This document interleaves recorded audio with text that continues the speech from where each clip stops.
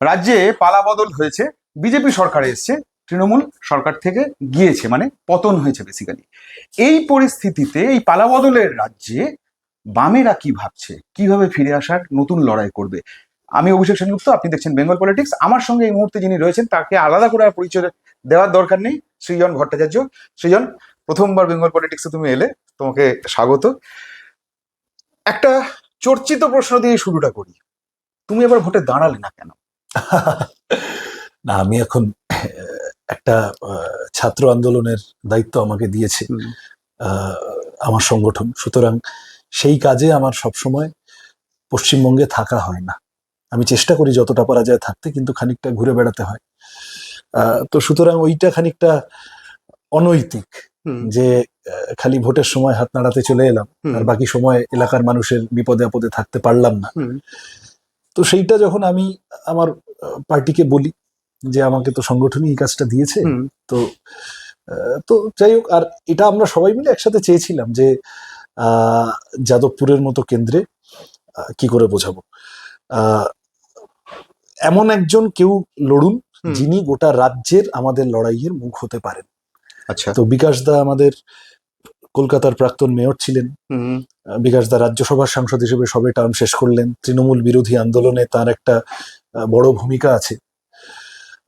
তো সুতরাং সেই সবটা মাথায় রেখে আমরা সবাই মিলে স্বেচ্ছায় ভালোবেসে বিকাশ ভট্টাচার্যকে আমরা চেয়েছিলাম সবাই হন। এটার মধ্যে অন্য কোনো ব্যাপার নেই। ফল যা হয়েছে সে তো অন্য কথা, কিন্তু আমরা খুব কি বলবো জান প্রাণ দিয়ে এবারে লড়াইটা করেছি। নির্বাচনে নামার আগে তোমাদের তো নিজেদের একটা হিসেব থাকে, কোথাও কি সেই হিসেবে এই ব্যাপারটা ধরা পড়েছিল যে বিজেপি এই অবস্থায়, মানে ৭৭ থেকে বিজেপি ২০৭-এ পৌঁছে যেতে পারে, রাজ্যের ক্ষমতা দখল করতে পারে? না, আমি এটা মানে আমার স্বীকার করতে কোনো লজ্জা নেই। বিজেপি ক্ষমতায় চলে আসবে এবং এই পরিমাণ ম্যান্ডেট নিয়ে, এটা প্রাথমিকভাবে বুঝিনি। যেটা অবশ্যই বুঝেছিলাম সেটা হচ্ছে যে একটা ব্যাপক তৃণমূল বিরোধী আবহাওয়া আছে। সেটা ক্যাম্পেইন করতে করতে বুঝেছিলাম, যাকে ইংরেজিতে অ্যান্টি ইনকামবেন্সি বলে। তার মাত্রাটা প্রগাঢ় এবং মানুষ তিতিবিরক্ত তৃণমূলের প্রতি। আমাদের পলিটিক্যাল মেসেজটা কি ছিল যে হ্যাঁ, তৃণমূল অত্যন্ত অন্যায় করেছে, তৃণমূলকে আমরা হারাবো। আমি বামপন্থী, আমি তো চাইনি যে কখনো বিজেপি ক্ষমতায় আসুক এই রাজ্যে। কায় মনোবাক্যে চেয়েছিলাম যে পশ্চিমবঙ্গটা বিজেপির হাতে মুক্ত থাকুক, বিজেপির যেন ক্ষমতায় না আসে। রাজনৈতিক আদর্শগত জায়গা থেকে চেয়েছিলাম। কিন্তু তৃণমূলের প্রতি একটা বিরক্তি, আমার ধারণা আলটিমেটলি সেইটাই ডমিনেট করে গেল। অনেক মানুষ যারা তৃণমূল সম্পর্কে বিরক্ত বহুদিন ধরে ছিলেন, কিন্তু যে কোনো কারণেই হোক, ভয়, এক ধরনের নির্ভরতা থেকে, খানিকটা কি বলবো শূন্যতার একটা সেন্স থেকে যে আর কি হবে, তৃণমূলকেই দিয়ে দিই, এইসব করে তৃণমূলকে ভোট দিচ্ছিলেন। এমনকি গত নির্বাচনগুলিতে বিজেপিকে ঠেকাতে তৃণমূলকে ভোট দিয়েছেন, অন্য সব ছেড়ে। তুমি দেখবে 2019-এ বিজেপি আমাদের রাজ্যে প্রথম একটু ভালো ভোট পেল লোকসভায়। তারপরে তুমি দেখবে বিধানসভা বলো, 21-এর পৌরসভা পঞ্চায়েত বলো, এমনকি 24-এর লোকসভাও বিজেপি কিন্তু কখনো সেই উইনেবিলিটি আর তৈরি করতে পারেনি কোনো ভোটে। সুতরাং অনেক মানুষ যারা তৃণমূল সম্পর্কে বিরক্ত ছিলেন, তারা বিজেপিকে ঠেকাতে থাক বাবা, তার চেয়ে যা আছে থাক, এই বলে গত ভোট অব্দিও তৃণমূলকে ভোট দিয়েছেন। তৃণমূল গত 2 বছরে তাদেরকেও এতটা অ্যান্টাগনাইজ করেছে যে তারা এবারে আর আগু পিছু ভাবেননি। তারা একেবারে আর পারা যাচ্ছে না, যা হয় হোক দেখা যাবে, এই মোডে তারা ভোট দিয়েছেন। সুতরাং বিজেপি 207 না কত এটা পেয়েছে, 207। এবং আমরা সকলে এটা জানি যে বিজেপি নির্দিষ্ট কতগুলো জনগোষ্ঠীর ভোট প্রত্যাশাও করে না, ওটাকে বাদ দিয়ে তারা ওইভাবে নামে। তারাই বলে প্রকাশ্যে আমরা যারা ধর্মনিরপেক্ষ রাজনীতি করি, আমরা সমস্ত মানুষের কাছে যাই। আর বিজেপি একদম বুক ঠুকে বলে যে আমরা অমুকের ভোট চাই না, তমুকের জন্য কাজ করব না। এই যে এমএলএ হয়ে বিজেপির নেতারা সব বলছে, এটা তো গণতন্ত্রের জন্য খুব স্বাস্থ্যকর নয়। কিন্তু তারপরেও দাঁড়িয়ে বিজেপি এই পরিমাণ সিট এবং ভোট পেল, মানে বিজেপির টার্গেট অডিয়েন্স যারা, সেই ভোটটা এমন মাত্রায় বিজেপি কনসলিডেট করেছে। এবার তার সাথে কতগুলো কারচুপির অভিযোগ আছে, তার সাথে কতগুলো গাজোয়ারির অভিযোগ আছে। এই যে এতগুলো ন্যায্য ভোটারের নাম বাদ গেল, এই নাম বাদ না গেলে কি হতো, এই প্রশ্ন আছে, বিপুল সংখ্যা, এগুলো আছে, বিরাট সংখ্যা। তৃণমূল বিজেপির যা মার্জিন অলমোস্ট প্রায় সেই সংখ্যায় সেরকমই, হ্যাঁ। মানুষ আন্ডার অ্যাডজুডিকেশন বা পরে ন্যায্য মানুষ ডিলিটেড হয়েছেন। কিন্তু অল সেড অ্যান্ড ডান, তৃণমূলকে তাড়ানোর একটা মনোভাব এমন ভাবে কাজ করেছে গোটা বাংলা জুড়ে, হুম, সেখানে মানুষ আর অন্য কিচ্ছু ভাবেননি। বুঝতে পেরেছি। সৃজন, তোমার রাজনৈতিক জীবন খুব ছোট নয়। হুম। মানে তুমি এখনো পর্যন্ত ছাত্র রাজনীতি করছো, তুমি সর্বভারতীয় এসএফআই এর সম্পাদক, কিন্তু তোমার রাজনৈতিক জীবন কিছু ছোট নয়। মানে তুমি সিঙ্গুরে দাঁড়িয়েছিলে 2021 সালে, সেই সময়টা ধরলে, তারপর তুমি লোকসভাতে ভোটে দাঁড়িয়েছো। তৃণমূলের হারের পেছনে কারণ কি? মানে তোমার কি মনে হয় যে কেন এই বিপর্যয় তৃণমূলের? এটা তো ওরা বলতে পারবে, ওদের পাঠা ওরা লেজে কাটবে মুড়ে কাটবে, আমাদের কমেন্ট করার ব্যাপার না। কিন্তু কি করে বোঝাবো, নীতিহীন ব্যক্তিবাদ দিয়ে একটা দল বেশি দিন চলতে পারে না। আচ্ছা, তুমি আমাকে বলো মমতা ব্যানার্জির আদর্শ কি? তিনি কি গান্ধীবাদী? তিনি কি মার্ক্সবাদী? তিনি কি ফ্যাসিবাদী? তিনি কি কোন বাদী? তিনি দিদি, কিন্তু তার বাদটা কি?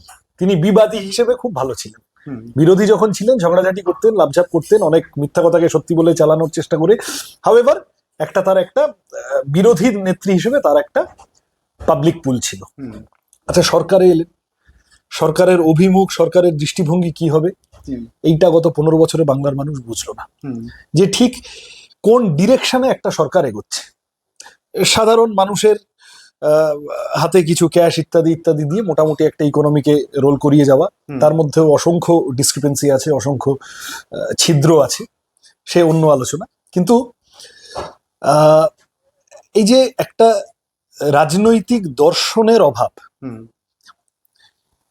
সেটা নিয়ে একটা দল খুব বেশি দিন চলতে পারে না, মুখ থুবড়ে পড়তে বাধ্য। হুম, কারণ সেই দলে যারা যাচ্ছে, যারা সেই দলের হয়ে কাজ করছে, যারা সেই দলের হয়ে আহ, মানে যারা সেই দলের সৈনিক হয়ে সমাজে সেই দলের কথা নিয়ে পৌঁছাচ্ছে, হুম, তাদের কাছে তো মস্তিষ্কটা ঘোলাটে, তাদের কাছে তো বেসিক জায়গাটা তারা কেন করছে জানে না। হুম, তারা মানে ইমিডিয়েটলি তারা ইটভালি সিমেন্টের জন্য করছে, আচ্ছা হতে পারে, বা অটো ইউনিয়ন টোটো ইউনিয়ন দখল করার জন্য, বা কলেজের সিন্ডিকেটটা আমার কি বলে অ্যাডমিশনের সময় টাকা আমায় খেতে হবে, ইউনিভার্সিটি সিন্ডিকেট আমায় দখল রাখতে হবে, হুম, এইসবের জন্য তারা করছে হতে পারে। কিন্তু মেজরলি যদি একটা রাজনৈতিক দর্শনবিহীন দল থাকে, এবং তুমি যদি তৃণমূলে মমতা ব্যানার্জির পরেও যে ট্রানজিশনটা হলো, হুম, এই যে বা হওয়ার চেষ্টা হলো, যেটা নিয়ে এখন অনেক বিতর্ক হচ্ছে, সেই ট্রানজিশনটাতেও তো খুব বিরাট রাজনীতি নেই। উই লাভ দিদি থেকে উই লাভ এবি হলো, হুম, এবং সেটা একটা কর্পোরেট ধাঁচা হলো। হুম, তৃণমূল কংগ্রেসের আহ, তৃণমূল কংগ্রেস আমাদের বামপন্থীদের রিপ্লেস করে এসছিল, এই তাদের প্যাকেজিংটা এরকম ছিল যে এটা মা মাটি মানুষের দল, হুম, টালির চাল, হাওয়াই চটি, ছেঁড়া শাড়ি। হুম, আহ, এবং মমতা ব্যানার্জি কিছুদিনের জন্য গরিব মানুষকে, বাংলার গরিব মানুষকে বামপন্থীদের থেকে একটা অংশকে সরিয়েও নিয়ে যেতে পেরেছিলেন, হুম, যে কারণে তিনি জিতে এলেন। হুম, সেই তৃণমূল, আমরা এটা বুঝতাম, আমাদের পার্টির দলিল দস্তাবেজে আমরা লিখতাম যে এটা হচ্ছে বেসিক্যালি নব্য ধনীদের দল। এই যে গ্রামে গঞ্জে কি শহরেও এখন তুমি দেখবে বনেদি নয়, হুম, নতুন হাতে কাঁচা পয়সা হয়েছে, এরকম একটা অংশ সমাজে তৈরি হয়েছে হুম, লুটতরাজের মাধ্যমে। হুম, গ্রামে হঠাৎ পেট্রোল পাম্পের মালিক হয়ে গেছে, হঠাৎ অনেক বিঘার মালিক হয়ে গেছে, বিভিন্ন রকম হয়তো গ্রামের ভিতরে হঠাৎ একটা প্রাইভেট স্কুল করে ফেলেছে, একটা নার্সিং হোম করে ফেলেছে। এই লোকগুলো তৃণমূলের ফাইন্যান্সার ছিল, এবং তৃণমূল এই লোকগুলোর জন্য কাজ করতো। তৃণমূল ছিল এদের দল। আমরা এটা তৃণমূলের ক্লাস অ্যানালিসিস করতে গিয়ে আমরা এটা আমাদের মতো করে বুঝতাম হুম, যে এটা একটা বড় লোকের দল। কিন্তু তৃণমূলের প্যাকেজিংটা ছিল যে তারা গরিবের লোক, গরিবের দল। তাদের তাদের নেত্রীর ইমেজ বিল্ডিং হয়েছিল সেইভাবে হুম, যে she is accessible to everyone. হুম, এই রান্নাঘরে ঢুকে পড়ছেন, এই মোমো বানিয়ে দিচ্ছেন, এই বাচ্চার গাল টিপে দিচ্ছেন, তাই তো? হুম, সেখান থেকে তৃণমূল গত কয়েক বছরে একটা কর্পোরেট লুক নিয়ে নিল, হুম, যেখানে নেতারা গাড়ির উপরে দাঁড়িয়ে বক্তৃতা করেন, হুম, তাদেরকে চট করে ছোঁয়া যায় না। হুম, এটা ওদের দলের ব্যাপার, আমি বলছি আবার, এটা আমার খুব কমেন্ট করার বিষয় নেই। কিন্তু আমার ধারণা this also did not go well তৃণমূলের কর্মী সমর্থক বাহিনী ইত্যাদি। এবং তার সাথে এগুলো তো তাত্ত্বিক কথা, মূল যে বিষয়টা, খুব সোজা কথা, সোজাভাবে বলতে গেলে এত পরিমাণ হাড় জ্বালিয়েছে মানুষের। তৃণমূল আমলে টাকা দিলে বাঘের দুধ পাওয়া যাবে, টাকা না দিলে তুমি তোমার বাড়ি থেকে হেঁটে তোমার বাড়ির সামনের অটো স্ট্যান্ডটায় তুমি উঠতে পারবে না গিয়ে।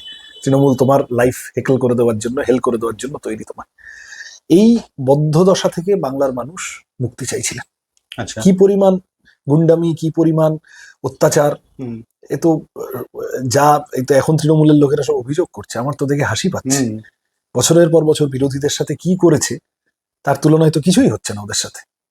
সুতরাং কথা হচ্ছে যে সামহাও মানুষ মুক্তি চাইছিলেন, হয়তো আরেকটু লঞ্জিভিটি বাড়তো যদি একটা দর্শন, একটা কি বলবো, একটা সামগ্রিক দৃষ্টিভঙ্গি থাকতো রাজনৈতিক দল হিসেবে, একটা যদি আউটলুক থাকতো, অ্যাপ্রোচ থাকতো, আমি সোসাইটিটাকে এইভাবে সাজাতে চাই। তৃণমূলের মানে এরপরে তো তৃণমূল আস্তে আস্তে ইতিহাসের পাতায় চলে যাবে। অনেক দিন পরে যদি ইতিহাসের বইতে তৃণমূল সম্পর্কে লেখা হয়, তার মূল্যায়ন করতে হয়, তাহলে আমার মনে হয় তৃণমূল সম্পর্কে দুটো কথা লেখা উচিত। এক হলো, তৃণমূল হলো সেই দল যারা পশ্চিমবঙ্গের মতো সেন্সিটিভ রাজ্যে বছরের পর বছর যেটা আটকে রাখা গেছিল, তৃণমূল এসে বিজেপি, সংখ্যালঘু সাম্প্রদায়িকতা, সামগ্রিকভাবে সাম্প্রদায়িক রাজনীতিকে পশ্চিমবঙ্গের মাটিতে আনলিশ করে দিল তৃণমূল। এটা হচ্ছে তৃণমূলের 1 নম্বর অবদান। আর দ্বিতীয় যে অবদানটা, সেটা হচ্ছে তৃণমূল করাপশন ব্যাপারটাকে প্রাতিষ্ঠানিক করে দিল। প্রতিটি স্তরে দুর্নীতি চিরকালই ছিল সমাজে। সিপিএম আমলে দুর্নীতি ছিল না এমনটা নয়, কিন্তু সিপিএম আমলে যে লোকটা দুর্নীতি করে সে লুকিয়ে চুরিয়ে করত, কারণ সে জানতো যে বুদ্ধদেব ভট্টাচার্য জানতে পারলে আমার অবস্থা খারাপ হয়ে যাবে। এটাই তো সরকারের কাজ, প্রশাসনের কাজ।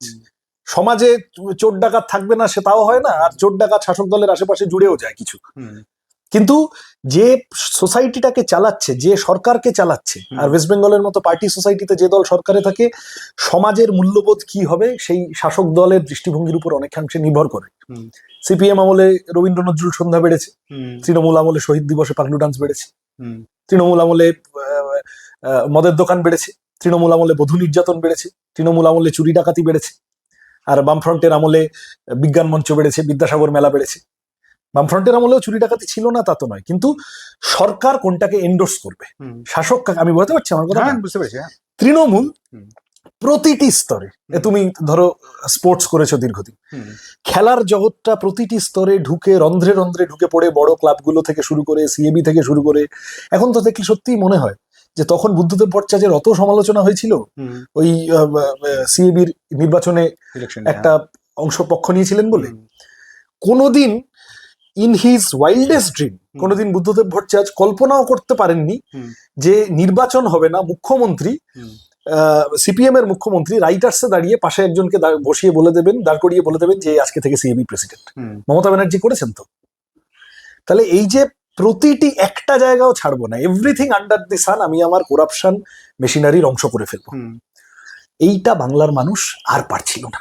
এই বদ্ধদশা থেকে মুক্তি পেতেই হতো বাংলার মানুষকে, আজ নয় কাল। তৃণমূল হেরেছে, এতে খুশি আমি, কিন্তু বিজেপি চলে আসাটা বাংলার মানুষকে, আমার ধারণা এই ভোগান্তি এক্সটেন্ডেড হলো, আগামী দিন বলবে।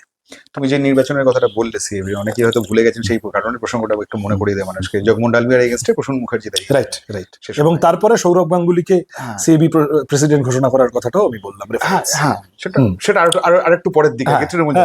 যাই হোক, এই যে এখন তৃণমূল সরকার সত্যিই, তৃণমূলের যারা এতদিন গুণগ্রাহী ছিলেন, তাদের সঙ্গী ছিলেন, সাথী ছিলেন, তারা তো বিরুদ্ধে কথা বলতে শুরু করেছেন।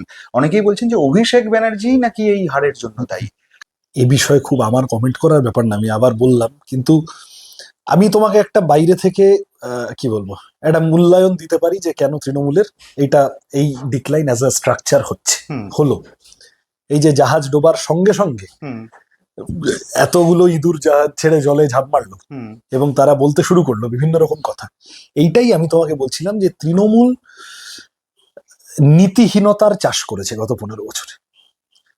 তৃণমূল, প্রথমত তৃণমূলের একটা কি বলবো স্ট্রাকচারাল ফল্ট হচ্ছে যে সেই দলের খুব নীতি আদর্শের ব্যাপার নেই। আমি তোমার শুরু করলাম যে প্রশ্নটা করে যে মমতা ব্যানার্জির বাদটা কি, তার উপরে দাঁড়িয়ে আচ্ছা ঠিক আছে, মমতা ব্যানার্জি ফ্যান ক্লাব তার লড়াই আন্দোলনের সাথে সাথে সাথে সাথে থেকেছে। অনেক সময় কংগ্রেসি পলিটিক্স এরকম হয়, একজন ব্যক্তিকে কেন্দ্র করে একটা দল তৈরি হয়ে যায়, গোটা দেশ জুড়ে আমরা অনেক এরকম উদাহরণ দেখেছি। কিন্তু সেই দলের তো আলটিমেটলি একটা আদর্শের আধার না নিলে সেই ফ্যান ক্লাব একটা সময় পরে ফ্যানের সংখ্যা কমতে থাকে। নতুন যারা ফ্যান হয়ে আসে তারা কতটা ফ্যান আর তারা কতটা হচ্ছে যে লাভ ক্ষতির লোকসান হিসাব করতে এসেছে সেই প্রশ্ন উঠতে থাকে। এখন যারা এইসব বলছে সেটা ওদের বিষয়, এটা হওয়ারই ছিল। আমি এই জায়গাতেই বলছি যে নীতিহীন ব্যক্তিবাদের চাষ রাজনীতিতে কাউকেই বেশি দিন নিয়ে যেতে পারে না। আচ্ছা। তৃণমূল একই সাথে ভাব দেখাবে আমি গরিবের দল, আবার একই সাথে তৃণমূল গোয়েঙ্কার কোম্পানির সাথে এমন সেটিং করবে, এমন পরিমাণ তাদের থেকে টাকা খাবে যে কারেন্টের খরচ গোয়েঙ্কার কোম্পানি বাড়িয়ে দিলে তৃণমূল কিছু বলবে না। ওয়েস্ট বেঙ্গলের মানুষকে তো, এই কলকাতা শহরের মানুষকে তো অনেক বেশি বিদ্যুতের দাম চোকাতে হয়। তৃণমূল একদিকে বিরাট আদানির বিরুদ্ধে ফাটিয়ে লড়বে পার্লামেন্টে, আর দেউচা পাচামি আস্তে আস্তে আদানির হাতে দিয়ে দেবে।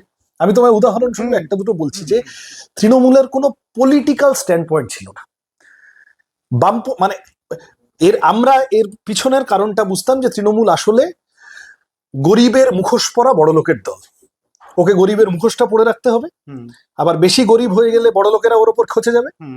আবার ও যদি হচ্ছে যে পুরোপুরি বড় লোকের দল হয়ে যায়, যেটা ওর মনের ইচ্ছা, তাহলে যেখান থেকে এই যে ইলেকটোরাল বন্ডে বিজেপির পরে গোটা দেশে 2 নম্বর পার্টি তো তৃণমূল, যারা এই পরিমাণ চাঁদা নিয়েছে। এই ডিয়ার লটারি থেকে শুরু করে তুমি বলো মানুষ যে এই পরিমাণ সর্বশান্ত হয়েছে। কুচো ব্লক সভাপতি জব কার্ড দখল করে রেখেছে, ঘরের টাকা চুরি করে নিয়েছে। তুমি তোমার বাচ্চাটাকে কলেজে অ্যাডমিশন করাতে যাবে, তুমি একটা হাসপাতালে তোমার রোগী ভর্তি করাতে যাবে, সব জায়গায় তৃণমূল দাঁড়িয়ে আছে উন্নয়নের রেড চার্ট হাতে। এই ধান্দার উপরে দাঁড়িয়ে একটা দল তৈরি হয়েছিল। তারা বুঝেছে এরা না মমতাকে ভালোবেসেছে, না অভিষেককে ভালোবেসেছে, না অন্য কিছুকে ভালোবেসেছে। হতে পারে তাদের পুরনো লোকেরা তারা ধীরে ধীরে সাইডলাইন হয়ে গেছিল, যারা 98 সালে তৃণমূল করতো তারা। আর এই যা নতুন বাহিনী এসেছে তার সাথে আমার যেটা মনে হয়, আমি জানি না সাম্প্রতিককালে ভারতের নির্বাচনী রাজনীতিতে কিছু সাফল্য আছে এই কনসালটেন্সির হাতে রাজনৈতিক দলকে তুলে দিয়ে, কিন্তু একজন রাজনৈতিক কর্মী হিসেবে এই কথাটা আমার বারবার মনে হয়েছে যে একটা রাজনৈতিক দল তার একটা বেসিক আদর্শবোধের কাঠামো থাকবে না। আমি যদি আমার রাজনীতিটাকে আউটসোর্স করে দিই তাহলে আর আমার পড়ে কি রইলো? পাড়ার আমরা সবাই ক্লাবের সাথে আমি রাজনৈতিক দল, আমার ফারাক কি রইলো? এই যে আইপ্যাক ধরনের লোকজন এনে নিজের রাজনীতিটা তো আউটসোর্স করে দেওয়া হলো। একটা যাদবপুর ইউনিভার্সিটিতে পড়ে 3rd ইয়ারের ছেলে, বা হয়তো 2 দিন আগে পাশ করেছে, সে একটা 60 বছর বয়সী লোককে বলছে যে আপনি এগুলো এগুলো এগুলো এগুলো করুন, আপনাকে করতেই হবে। অসুবিধা কিছু নেই, এই আলাপ আলোচনা হতেই পারে। এর বয়স কম, ওর বয়স বেশি, আমি বিতর্কে ঢুকছি না। কিন্তু কথাটা হলো যে ওই বয়স্ক যে তৃণমূলের নেতাটি, তিনি ওই আইপ্যাকের ছোকরাকে বলার তার এই জায়গা ছিল কিনা যে বাবা আমার রাজনীতিটা এইটা, আমি তোমার থেকে ইনপুট নিচ্ছি, কিন্তু আলটিমেটলি আমার রাজনীতিটা আমাকে করতে হবে।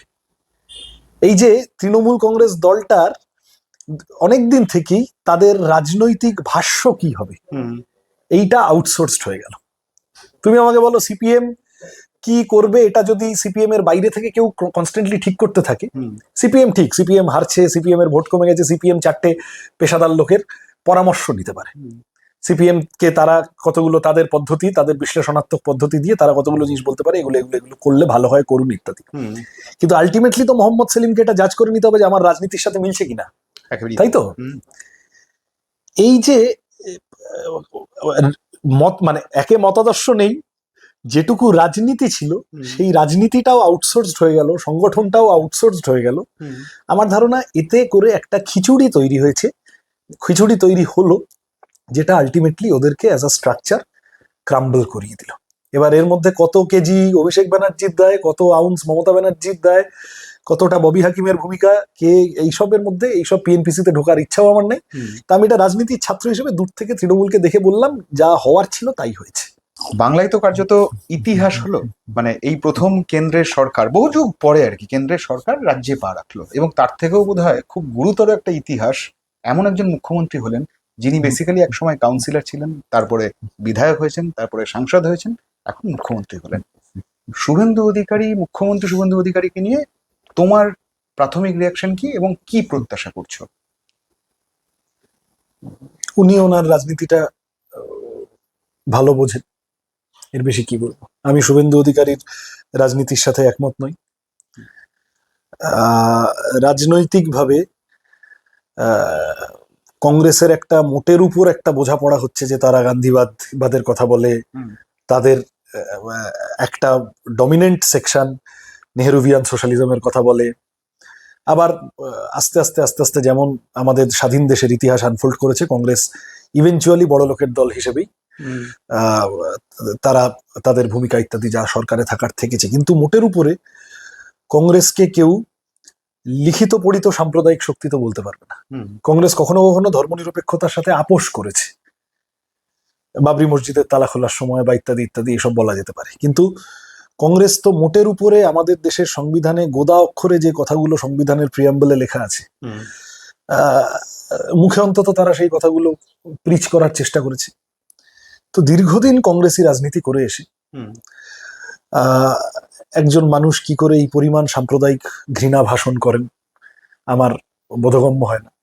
সুতরাং আমি ব্যক্তি শুভেন্দু অধিকারীর তার লম্বা পলিটিক্যাল কেরিয়ারে অ্যাচিভমেন্টস হয়েছে কতগুলো, একদমই তুমি যেভাবে বললে, কাউন্সিলর থেকে ক্লাস রিপ্রেজেন্টেটিভ থেকে ধাপে ধাপে, এবং তিনি স্ট্যান্ডিং চিফ মিনিস্টারকে দুবার হারিয়েছেন, এগুলো তো রেকর্ডে লেখা থাকবে, আমার বলা না বলার। শুভেচ্ছা রইল, তার মুখ্যমন্ত্রীর যে প্রাপ্য মর্যাদা সেটা রইল, তবে তার রাজনীতির সাথে কোনোদিনই সম্পৃক্ত হতে পারিনি, কোনোদিনই একমত হতে পারিনি। এবং পশ্চিমবঙ্গের, আমি একটু আগে যেমন তৃণমূল সম্পর্কে তোমাকে বললাম, পশ্চিমবঙ্গের মতো সংবেদনশীল রাজ্যে সাম্প্রদায়িক রাজনীতির বিপজ্জনক ধারাটিকে প্রবেশ করানো, চাষ করানো এবং ফসল ফলানো, এতে মমতা ব্যানার্জি যদি স্পেকট্রামের একটা দিক হন, শুভেন্দু অধিকারীর নামও একই সাথে উচ্চারিত হবে, সেটাকে বাড়তি ভালো চোখে দেখার কোনো কারণ আমি বুঝি না। বিজেপি সরকার ক্ষমতায় আসার পর থেকে বেশ কিছু জিনিস দেখা যাচ্ছে, যেমন ওএমআর শিট প্রকাশ করা, যারা এতদিন অবসরের পরেও যে সমস্ত মানুষজন দায়িত্বে ছিলেন এতদিন, তাদেরকে কার্যত বলে দেওয়া যে আর আসতে হবে না। এই যে বদলের একটা যে চিত্র দেখা যাচ্ছে, এটা কি খানিকটা প্রত্যাশিত? একটা গভর্নমেন্ট এসছে এই পরিমাণ মানুষের বিরক্তির উপরে ভরসা করে, মানে ভর করে এসেছে। আমার ধারণা এটা তো বিজেপিকে আনার যত না ভোট হয়েছে তার চেয়ে বেশি তৃণমূলকে তাড়ানোর ভোট হয়েছে। তো যাই হোক, তারা যে কথাগুলো বলে এসছে তাকে তো কতগুলো তো প্রাথমিক চটকদারি ভূমিকা তাকে পালন করতেই হবে। এই যে এখন অগ্নিমিত্রা পাল হাসপাতালে যাচ্ছেন, একই রকম ভাবে মমতা ব্যানার্জি হাসপাতালে চলে গেছিলেন, এবং তখন হাসপাতালে সুপার তিনি নেমে এসে বলেছিলেন যে এত লোক নিয়ে মুখ্যমন্ত্রী ঢুকছেন, রোগীদের চিকিৎসায় অসুবিধা হচ্ছে। 11 সালের পর তোমার মনে থাকে। তারপর সেই হসপিটালের সেই সুপারকে সারা জীবনের জন্য তাকে কম্পালসারি ওয়েটিং এ পাঠিয়ে দেওয়া, বদলি করা ইত্যাদি ইত্যাদি, সব শ্যামাপদ গড়াই সেই চিকিৎসকের নাম ছিল। মমতা ব্যানার্জি তার ভিন্ডিকটিভ রাজনীতি থেকে করেছিলেন। তো সুতরাং এখনো এটা একটা প্রাথমিক একটা সরকার এসেছে, সবে কয়েকদিন হয়েছে, তার মধ্যে তারা কতগুলো জিনিস বলছে, কতগুলো অত্যন্ত দুশ্চিন্তার বিষয় আছে। এই যে কোনো কিছু ঘটলেই বুলডোজার নিয়ে পৌঁছে যাচ্ছে, বুলডোজার নিয়ে বিজয় মিছিল করছে, কি করতে চাইছে, কি বোঝাতে চাইছে?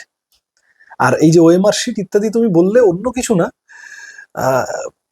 মুখ্যমন্ত্রী যিনি হয়েছেন তিনি তৃণমূলে থাকাকালীন তার বিরুদ্ধে অভিযোগগুলো কি দাঁড়ালো তাহলে? বিজেপি 2016 সালে প্রেস মিট করে, তোমাদের মতো অসংখ্য মিডিয়াকে লোককে ডেকে প্রেস মিট করে বড় প্রজেক্টর খাটিয়ে নারদার ভিডিও সব প্রকাশ করেছিল। তাতে তো শুভেন্দু অধিকারীকেও টাকা নিতে দেখা গেছিল।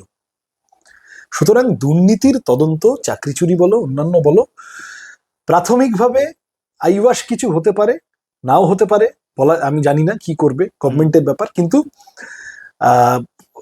এই সরকারের থেকে রাজনৈতিক কর্মী হিসেবে এরা সব পালে পালে দুর্নীতি কি বলবো সাফ করে দেবে, এই আশা না করাই ভালো বলে আমার মনে হয়। কারণ 2-4টে লোককে জেলে ঢোকাতে পারে, তাতে খানিকটা মানুষের রাগ ভেন্ট আউট হয়ে যেতে পারে, এই তো সুজিত বসু জেলে গেল ইত্যাদি, এই ধরনের আরো কিছু হতে পারে, আরো কিছু এই ধরনের গ্যালারি শো হতে পারে। কিন্তু চিটফান্ডের টাকা বাংলার মানুষ কি ফেরত পাবেন না পাবেন না? আসল প্রশ্নটা তো এইটা। এই যে 15 বছর না 14 বছর জেলে থেকে সুদীপ্ত সেন ছাড়া পেয়ে গেল, তার মানে গত 13-14 বছরে তুমি তদন্তটা যা করার কথা ছিল সেটা করনি, শাস্তি হয়নি। এই যে কি বলে জ্যোতিপ্রিয় মল্লিক থেকে অনুব্রত মণ্ডল থেকে শুরু করে বিভিন্ন লোক, তারা সব ছাড়া পেয়ে গেল। ইভেন পার্থ চ্যাটার্জি এখন ছাড়া পেয়ে গেল, কুন্তল, হৈমন্তী, শান্তনু, এই যা যা সব ঢুকেছিল তখন। তাহলে এদের মানুষের যে মানুষের চাকরি চুরি গেল তাদের কি হবে? যে মানুষ তৃণমূলকে এমনিতে আদারওয়াইজ হচ্ছে যে চাকরি পাওয়ার কথা না, তৃণমূলের ব্লক সভাপতি বা এমএলএ তাকে বলেছিল আমার বাড়িতে বন্ধ খামে টাকা রেখে যাও, আমি চাকরির ব্যবস্থা করে দেবো। সেই মানুষকে হয় চাকরি নয় তার টাকা ফেরত দেওয়া, কি হবে? যে লোক ন্যায্য চাকরি পেয়েছিল, মেরিট লিস্টে নাম বেরিয়েছিল, চাকরি চুরির জন্য চাকরি পেল না, কি হবে? এই এই সূক্ষ্মতর প্রশ্নগুলো ডিল কিভাবে সরকার করে তার দিকে তাকিয়ে থাকতে আমি আগ্রহী। এই ধরনের কিছু গ্যালারি শো, একে তুলে নাও ওকে তুলে নাও, মেরে দেবো কেটে দেবো, ডায়লগ দাও, এইসব ঠিক আছে হবে, এতে কিছু মিডিয়া অ্যাটেনশন হবে, লোকে কিছুটা ধন্য ধন্য করবে। ইভেনচুয়ালি যারা জব কার্ডের টাকা মারলো, 100 দিনের কাজের টাকা তৃণমূল চুরি করছে, ঠিক, তুমি দিল্লির সরকার, তোমার হাতে সিবিআই ইডি এত কিছু আছে, তোমার কাজ ছিল 100 দিনের কাজের টাকা কারা চুরি করছে তাদেরকে এসে ধরা, তুমি সেটা করলে না, তুমি 100 দিনের কাজের প্রকল্প টাকাটাই বন্ধ করে দিলে ওয়েস্ট বেঙ্গল থেকে। আবার তো শুরু করছেন। আরে এই চোরগুলোর কি চেহারা হবে? বিজেপিতে যারা গেল, ওই তো বর্ধমানের তৃণমূলের নেতা, দেখছো তো, সে নিজেই ফোন করে বলছে এখন আমি বিজেপির নেতা, মুখে বলছে ঢুকতে দেবো না, ঢুকতে দেবো না, ঢুকতে দেবো না। অলরেডি যারা এবারও যারা বিজেপির হয়ে জিতেছেন তাদের একটা বড় অংশ তো প্রাক্তন তৃণমূল। তারা কি সব কলঙ্ক মুক্ত, নিষ্কলুষ? তৃণমূলে থাকাকালীন চুরির দাগ তাদের কারুর সম্পর্কে অভিযোগ ওঠেনি, ইনক্লুডিং মুখ্যমন্ত্রী। সুতরাং একটু একটা সার্টিফিকেট দেওয়ার আগে, আমি যেমন খুব নিন্দা করে বললাম না এক্ষুনি, কিন্তু একটা সার্টিফিকেট দেওয়ার আগে একটু ওয়েট অ্যান্ড ওয়াচ করতে হবে। 2015 সালে বিজেপির নেতা এসে বলে গেছিল ভাগ মুকুল ভাগ, তারপরে মুকুল ভেগে বিজেপিতে চলে গিয়েছিল, মুকুল তার দুর্নীতি ইত্যাদি কিছু ধরা পড়েনি। এত এত দুর্নীতি, এটা তো প্রশ্ন। এখন বিজেপি জিতে গেছে বলে প্রশ্নটা তো ইনভ্যালিড হয়ে যায় না। কালীঘাটের কাকুর ধরা পড়ে ছাড়া পেয়ে গেল, কালীঘাটের ভাইপো অব্দি এতদিন সিবিআই ইডি পৌঁছালো না কেন? ভাইপোর নিরাপত্তা কমিয়ে দেওয়া হয়েছে, খুব ভালো কথা, তাতে লোকের একটা মানে কি বলবো, মানুষের একটা তাতে আনন্দও আছে। সত্যি তো, কোন লাটের বার 30টা কনভয় নিয়ে ঘুরতো। কিন্তু আসলে চুরির কি হলো? বিনয় মিশ্রদের কি হবে? কয়লা, গরু, বালি, চাকরি, লটারি, এই যে এত এত এত অভিযোগ ছিল, সেগুলো কি হলো? এখন জিতে গেছেন, সব হয়ে গেছে, কলতান হেরে গেছে, অল সেড অ্যান্ড ডান, আমরা পাবলিক ম্যান্ডেট অ্যাকসেপ্ট করে নিয়েছি, খুব ভালো। সবকিছুর পরেও তো এই প্রশ্নটা থেকে যায়, কেন সন্দীপ ঘোষরা অ্যারেস্ট হয়ে তারপরে জামিন পেয়ে গেল? কেন সিবিআই সাপ্লিমেন্টারি চার্জশিটটা দিল না? কেন আরএসএস এর প্রধান তখন পশ্চিমবঙ্গে এসে বলে গেছিলেন যে রাজ্য সরকারের পাশে আমরা থাকবো? কেন প্রধানমন্ত্রী এখন ক্যান্ডিডেট হওয়ার পর অভয়ার মার মাথায় হাত বুলিয়ে দিচ্ছেন? কেন তার আগের 2 বছর দেখা করেননি? সুতরাং প্রশ্নগুলো ইনভ্যালিড হয়ে যাচ্ছে না। এটা এখন বিজেপি এই প্রশ্নগুলো কিভাবে সামলাবে তার উপরে দাঁড়িয়ে আবার কিছুদিন পর আমাদের কথা বলতে হবে। বামেরা অবশেষে শূন্যতা কাটিয়েছে, একে এসে পৌঁছেছে, হতে পারতো আরো বেশি, কিন্তু হয়তো একে এসে আটকেছে। কিন্তু একটা জিনিস আমায় তুমি বলো, কোথাও কি মুস্তাফিজুর রহমান রানা মডেলটা সাকসেসফুল হলো, বাকি জায়গায় হলো না? এটা আমাদের পার্টির আরেকটু পর্যালোচনা করে, আমরা সাধারণত যখন প্রচুর সিট জিততাম তখনও আমাদের পার্টিতে এই রেওয়াজটা আছে যে কোথায় জিতলাম, কেন জিতলাম সেটা একটু দেখা, কোথায় হারলাম, কেন হারলাম সেটা দেখা, এবং যারা জিতলো তাদের থেকে যারা হারলো তারা কোনো শিক্ষা নিতে পারে কিনা। অনেক সময় উল্টোটাও হয়। তো সুতরাং কথা হচ্ছে যে রানাদা এই বিপুল ঝড়ের মধ্যে একটা জিনিস আমরা অনেকদিন ধরে বুঝতাম, যে তৃণমূল বিজেপি, এই যে একটা শব্দ খুব পপুলার হয়ে গেল বাইনারি, যে পরিমাণ টাকা বাংলার রাজনীতিতে প্রথমে তৃণমূলের হাত ধরে তারপর বিজেপির অ্যাডভেন্টের পর আরো বেশি করে বাংলার রাজনীতিতে ঢুকেছিল, যে পরিমাণ সাম্প্রদায়িক মেরুকরণের চেষ্টা দুটো দলই করে গেছে। এই যে মমতা ব্যানার্জির কথাটা, একটা কমিউনিটি যদি খেপে যায় আপনারা 1 সেকেন্ডে হাওয়া হয়ে যাবেন, বলেছিলেন তো। চিফ মিনিস্টারের তো এই ধরনের কথা বলা উচিত না। এই আমি তোমায় একটু আগে বললাম, এখন যেমন বিজেপির নেতারা বলছে যে আমি কোনো মুসলমানের জন্য কাজ করব না, তাহলে এতে করে আসলে একটা দুই পক্ষেরই একটা বাজার গরম করা হয়েছে। এখন আজকে না কালকে আমি দেখলাম বিধানসভায় দাঁড়িয়ে শপথ নেওয়ার পরে হুমায়ুন কবির বলেছে যে আমি বাবরি মসজিদটা তুলেছিলাম বলে তো বিজেপি জিতলো, বাবরি মসজিদের ওইটাকে দেখিয়ে। তার মানে ইট ওয়াজ প্ল্যান্ড, তার মানে it was part of a big game, যেখানে তুই মন্দির মন্দির করবি, আমি মসজিদ মসজিদ করব। তাতে করে যেটা হয়েছে বাংলার রাজনীতির, এইটা একটা আমি তোমায় খুব মানে ক্যান্ডিডলি বলছি, এই প্র্যাকটিক্যাল কেন সিপিএম কমে গেল বা কেন কংগ্রেসের জায়গা স্পেস কমে গেল, তার মূল কারণ হচ্ছে যে বাংলার রাজনীতির বিষয়বস্তু, এই পরিমাণ টাকা, এই পরিমাণ মিডিয়া, এই পরিমাণ মাসল, প্রশাসন, সমস্ত কিছুর সামনে দাঁড়িয়ে বাংলার রাজনীতির বিষয়বস্তুকে খানিকটা ঘুরিয়ে ফেলতে তৃণমূল বিজেপি সক্ষম হলো, যেখানে দাঁড়িয়ে চাকরিটা আর বিষয় রইল না রাজনীতির, যেখানে দাঁড়িয়ে 100 দিনের কাজটা আর রাজনীতির বিষয় রইল না, বন্ধ হয়ে যাওয়া স্কুলগুলো আর রাজনীতির বিষয় রইল না, রাজনীতির বিষয় হয়ে গেল মন্দির মসজিদ, অনুপ্রবেশ, কে কোথায় ঝগড়া বাঁধাচ্ছে, দাঙ্গা করছে, কে কোথায় মারপিট করছে। এবং সেটার এমন চেহারা দাঁড়ালো, শুভেন্দু অধিকারীর যিনি পিএ ছিলেন তিনি খুন হলেন, ভয়ানক ঘটনা। তারপরে দাঁড়িয়ে বিজেপির একজন পরিচিত নেত্রী, তিনি কোনো কিছু না অগ্রপশ্চাৎ না বিবেচনা করে তিনি ফেসবুকে লিখে দিলেন যে মুসলিম গুন্ডারা তোমায় খুন করলো, তুমি দেখেছো নিশ্চয়। তারপরে আলটিমেটলি দেখা গেল উত্তরপ্রদেশ থেকে যারা যারা ধরা পড়লো তারা শুধু হিন্দু ধর্মাবলম্বী নয়, তাদের মধ্যে বিজেপি করা লোক আছে যারা ওকে কি নাম চন্দ্রনাথ রথ, তাকে খুনের ঘটনায় যারা ধরা পড়লো প্রাইমারি। তো আগেই একটা মুসলিম বলে চালিয়ে দেওয়ার চেষ্টা। এই উল্টো দিকের খেলাটা এতদিন সিদ্দিকুল্লাহরা খেলেছে, হুমায়ুন কবিররা খেলেছে। এর ফলে আমরা রাজনীতি বলতে যা বুঝি সেই বিষয়বস্তুগুলোর পরিসর সংকুচিত হয়ে গেছে। আমার পেটে তো মানে কপালে বন্দুক ঠেকিয়ে দিলেও আমি হিন্দু মুসলমান করতে পারবো না, আমি গিয়ে বাঙালি বনাম অবাঙালি ঝগড়া বাঁধাতে পারবো না, আমি গিয়ে উত্তরবঙ্গ বনাম দক্ষিণবঙ্গ ঝগড়া বাঁধাতে পারবো না, আমি গিয়ে ঘটি বাঙাল ফুটবল মাঠে যা আছে আছে, কিন্তু তার বাইরে হচ্ছে যে একটা শত্রুতা তৈরি করে দাও পাড়ার মধ্যে, পারবো না। কিন্তু আমরা বামপন্থীরা এত বছরের রাজনীতি আমাদের, আমরা পশ্চিমবাংলার রাজনীতিকে এই কারণে আমি বারবার বললাম সেন্সিটিভ স্টেট, বর্ডার স্টেট, এত রকম বৈচিত্র্য, আমরা মানুষকে এক জায়গায় রেখে এমন সব বিষয়কে আমরা রাজনীতির বিষয়বস্তু বানিয়েছিলাম যাতে করে এই ঝগড়াঝাটিগুলো হতো না। ধরো সিপিএম, আমি এটা ভোটের আগেও অনেককে বলেছি যে সিপিএম যখন চলে যাচ্ছে তখনও সিপিএম সম্পর্কে সমালোচনা ছিল যে এরা কৃষির জায়গায় শিল্প করছে, এটা তো সমালোচনা ছিল। সিঙ্গুর নন্দীগ্রামের মুদ্রা কথা তো এই ছিল। বা ধরো সিপিএম কম্পিউটার নিয়ে কি করেছে, সিপিএম ইংরেজি নিয়ে কি করেছে, এই সব ছিল অভিযোগ। ঠিক ভুল পক্ষে বিপক্ষে আমি তার মধ্যে যাচ্ছি না, কিন্তু যিনি আমাদের সমালোচনা করতেন তারও অভিযোগ ছিল এইটা। আচ্ছা, সিপিএম মুসলমানদের তোষণ করে তাই সিপিএম কে ভোট দিস না, এই কথাটা তো 2011 সালে যিনি সিপিএম কে হারাবেন বলে ভোট দিয়েছিলেন তিনি ভাবেননি কোনোদিন, তিনিও কোনোদিন ভাবেননি। এই কথাটা বাংলার রাজনীতিতে নতুন এলো, তাই তো? এই যে নতুন নতুন বিষয়বস্তু বাংলার রাজনীতিতে তৈরি হলো, বাংলার রাজনীতিকে কমিউনালাইজ করার চেষ্টা হলো, এর ফাঁকে পড়ে গিয়ে আমাদের মতো সেকুলার পলিটিক্যাল পার্টি তাদের স্পেস খানিকটা কমে গেল। আবার তুমি দেখবে যখন যখন আমরা আমি কেন আশাবাদী, কারণ যখন যখন আমরা গত 5-7 বছরে আমরা যখন আন্দোলনকে একটা উত্তুঙ্গ পর্যায়ে নিয়ে যেতে পেরেছি, ধরো আনিস খান একজন ছাত্রনেতা খুন হলো এবং সে খুন হলো দুর্নীতির বিরুদ্ধে প্রতিবাদ করতে গিয়ে, তাহলে it is a secular issue. Anis Khan কোনো ধর্মাবলম্বী হওয়ার জন্য খুন হয়েছে এমন কথা এখনো অব্দি সামনে আসেনি। আনিস খান নির্দিষ্ট, সে একজন আপফ্রন্ট স্ট্রেট ফরওয়ার্ড ছাত্রনেতা, আলিয়া বিশ্ববিদ্যালয়ে পড়তো, বাম আন্দোলনের সাথে যুক্ত ছিল, সে কতগুলো কথা বলতে গিয়ে সে আলটিমেটলি তৃণমূলের পুলিশ, তৃণমূলের গুন্ডা ইত্যাদি ইত্যাদি।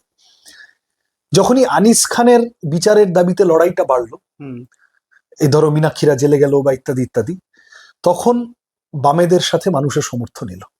যখন চাকরি চুরির মতো একটা বিষয়, শিক্ষা দুর্নীতির মতো একটা বিষয় যেখানে হিন্দু মুসলমান সবাই এফেক্টেড হন, আমরা বামপন্থীরা যখন আন্দোলন করলাম, রাস্তায় নামলাম, লড়াই করলাম, তখন বামপন্থীদের সমর্থন বাড়লো। আরজি করের ঘটনায় এই যে এত মানুষ রাস্তায় নামলেন, এটা তো ঠিক কমিউনাল ইস্যু নয় না, তাই তো? তাহলে এই ধরনের, যে কারণে আনিস খান বা চাকরি, ওই পার্থ চ্যাটার্জি যখন জেলে গেল ইত্যাদি, ওই ফেজটার পরে পুরসভা পঞ্চায়েত ভোট, ওই সময় তুমি দেখবে বামপন্থীদের সিগনিফিকেন্টলি ভোট বেড়েছিল। আমরা যদি সেকুলার ইস্যুর, সেকুলার মানে এমন ইস্যু যা সমস্ত মানুষকে ড্র করতে পারে, এমন ইস্যুগুলো যা আমাদের রাজনীতির কোর কথা, শিক্ষা, স্বাস্থ্য, কর্মসংস্থান, 100 দিনের কাজ, মজুরি, এই ইস্যুগুলো নিয়ে আমরা যদি আরো আন্দোলন প্রসারিত করতে পারি, আমার ধারণা আগামী দিনেও আমাদের নির্বাচনী রাজনীতিতে আমাদের আবার নতুন সম্ভাবনার জায়গা খুলে যাবে। মানুষ এই হিন্দু মুসলমানের রাজনীতিতে বেশি দিন থাকতে পছন্দ করবেন না। বিরোধী পরিসরটাতে, বিশেষ করে তৃণমূলের এই আসন সংখ্যা হঠাৎ করে কমে যাওয়ায় অনেকে দল ছেড়ে বেরিয়ে যাচ্ছেন, বিরোধিতা শুরু করেছেন, ফলে বিরোধী পরিসরটা তো অনেকখানি বড় হয়ে গেল। সেই জায়গাটা কি বামেরা নতুন করে দখল করতে পারে? মানে ভাবনা চিন্তা কিভাবে? অবশ্যই সম্ভাবনা আছে, অবশ্যই সম্ভাবনা আছে। আমি ওই কারণেই বললাম, কিন্তু তৃণমূল যেমন একটা অঙ্ক করে নিয়েছিল যে বিজেপি হিন্দুদের একটা অংশ বিজেপিকে ভোট দেবে, একটা অংশ বিজেপিকে ভোট দেবে না, আর মুসলমানরা তো সব আমাকে ভোট দেবে, এই দেখিয়ে আমরা জিতে যাব। এই হিন্দু মুসলমানের অঙ্ক করতে যাওয়াটা তৃণমূলকে ডোবালো, তাই তো? এতে করে বিজেপির সুবিধা হলো।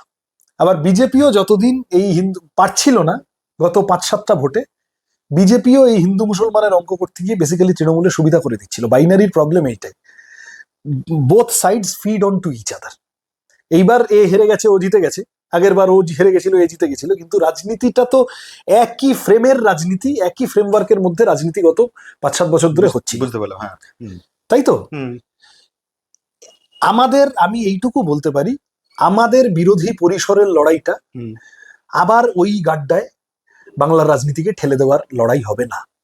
আমরা আরেক দফা হিন্দু মুসলমানের রাজনীতি, সেই খপ্পরে আমরা পড়বো না। আমরা 100% মানুষ, সব অংশের মানুষ, যিনি বাঙালি বা যিনি অন্য রাজ্য থেকে এসেছেন, এখানে ঠেলা চালান বা জুট মিলে কাজ করেন তিনি, যিনি উত্তরবঙ্গ, যিনি দক্ষিণবঙ্গ, যিনি ঘটি, যিনি আমার মতো 50-60-70 বছর আগে এপাশে চলে আসা বাঙাল, যিনি পুরুষ, যিনি মহিলা, যিনি হিন্দু, যিনি মুসলমান, যিনি মানে অসংখ্য, আমি তোমায় বল, যিনি দলিত, যিনি আদিবাসী, আমরা প্রত্যেককে কেটার করার মতো রাজনৈতিক ভাষ্য তৈরি করব। এবং আমরা বিরোধী রাজনীতির, আমি আগের কথাটাই তোমার এই উত্তরটা নিহিত আছে, যে আমরা বিরোধী রাজনীতিকে বিজেপি আরএসএস এর সাথে it is a war of narratives, একদম মতাদর্শের লড়াই, তাই তো? ভাষ্যের, রাজনৈতিক ভাষ্যের লড়াই। তৃণমূলের এইটা মজা ছিল, তৃণমূলের মধ্যে আরএসএস দুর্গা দেখে দিচ্ছে মমতা ব্যানার্জির মধ্যে সুবিধা মতো, আবার সুবোধ সরকার মমতা ব্যানার্জির মধ্যে লেনিন দেখে দিচ্ছে সুবিধা মতো।